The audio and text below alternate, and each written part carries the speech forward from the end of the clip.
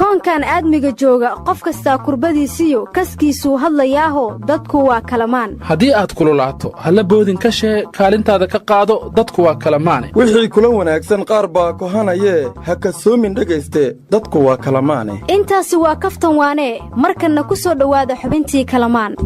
wareedhahaya madaxweynihii soomaaliya booqashadu puntland ka soo bilaabay dhuusamareeb buu joogaa xarunta gobolka galgaduud dhulkuu soo maray amisoomna ilaalin wiilal Soomaaliyeed baa ilaalinaya oo uu ku kalsoonaaday marka waxaan uu ku talin lahaa markuu guruceel yimaado inuu yiraahdo beledweyne igeeya beledweyne markay yimaadaanna uu yiraahdo buula burta igeeya aan dadka wada arkay buula burta markuu yimaadna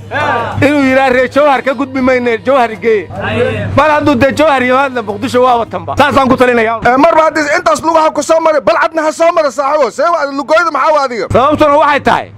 wiilasha yaryar oo jidka ku jira oo looga baqayo kama raganimo badna wiilasha ilaalinaya madaxweynaha may ka taliyasayna madaxweynaha naarkaboodlah korgaatiye waradeera madaxweynaha iyagii Soomaaliland ee Muuse Bixi Cabdi waxa soo dhaweeyay wasiirka arrimaha dibadda ee Itoobiya markii ay soo dhaweeyeenna waxa Itoobiya ay ku dhawaaqeen madaxweynaha Jamhuuriyadda Soomaaliland ee markii dambe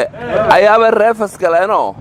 markaas bay iska yiraahdeen madaxweynaha maamul goboleedka Soomaaliland marka annagii baabu gobolan hadana dib looga dhigay annagoo Jamhuuriyadda yaa rabbeena asu sheegdeen warani warsiin haaye gobolada tobariyaha ama madaxweynaha luga ka maraay waana meel nabdaysan ahayti alameed yaryaraano koona agaarnaay koona gaduudnaay koona hindiga ka yaalan wal dhigay ki agaarnaay Soomaaliland gorda irkana ka ya baba lakasi bariyaaw nabad in hariisa ka mari madaxweynaha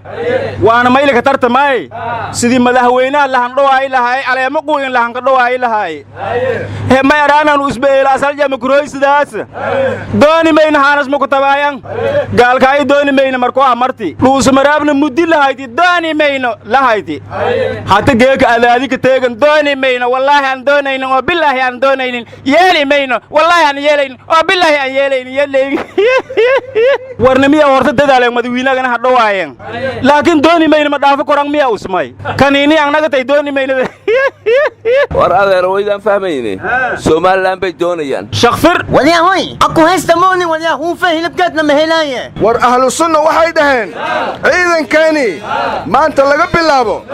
waxay ka mid yihiin ku wareejinay ciidamada dawladda madaxweynaha iyo taliyihii ciidamada ayaynu ku wareejiyeen Dr. Shaakir ra'iisul wasaarihi galmudug taala madaxweyne igala wareego yiri ciidamadan wariya kuwaas ma abtiyaasha bay haayeen abaya safuur miina la kalfuur ha ku gasho war baarlamaanka Puntland arduuliga samar ay siiyeen taada gudaheed inta korraqa waa inaad kula wareegtaa bay yiraahdeen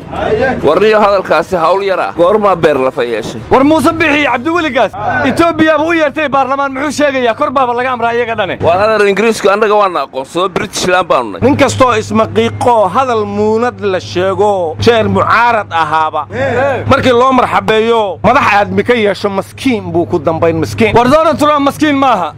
markuu musharax ahay ilaa hadda uu madaxweyne yahay wali sidii buu wacay tama war Donald Trump kad noo sheegay saadar habar bisbaasaysan baa dhashayniyo war Kenya may sheegday dhalinyaro 20 ka badan oo al-shabaab markii hor noo goradeen areen ya al-shabaab iyo library ka bilaawayeen madi manyig leeyshanti afokati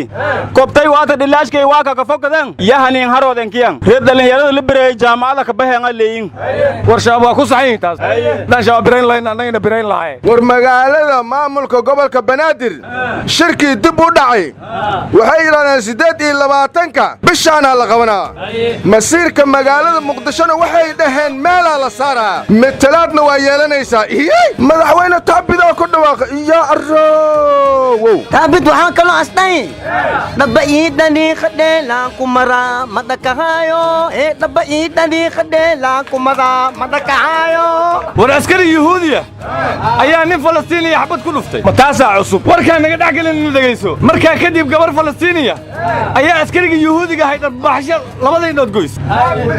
kadibna yuhuudi gabadhii ayay maxkamad soo saareen marka nimaya waxaa la yaabanaya ninku nin buu dilay